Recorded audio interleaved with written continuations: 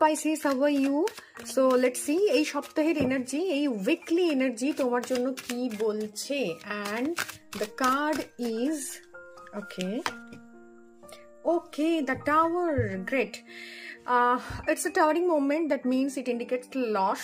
প্রচণ্ডভাবে কোনো না কোনো একটা সাডেন চেঞ্জেস হবে তোমার লাইফে, কারোর সাথে প্রচণ্ডভাবে একটা ঝামেলার মধ্যে জড়ানো, অশান্তির মধ্যে জড়ানো, ভীষণ একটা আফেবল ইমোশনাল সিচুয়েশনস হতে পারে। You will be put into a chaotic situations also, যেখান থেকে ভীষণভাবে একটা ফেস এতদিন ধরে হাইড হয়েছিল, কিছু জমা ইমোশনস হাইড হয়েছিল, যেটা একটা রেভলিউশন হবে, একটা ডিজাস্টার হতে পারে ইন এনি টার্ম, মানে যে কোনো ধরনের সিচুয়েশনের ক্ষেত্রে তোমার জন্য একটা ডিজাস্টার আসতে পারে।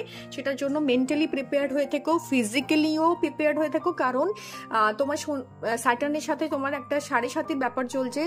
অ্যাট দ্য সেম টাইম তোমার যেটা হচ্ছে সেটা হচ্ছে মঙ্গলের বছর। So be very কশাস about accidents and all this things.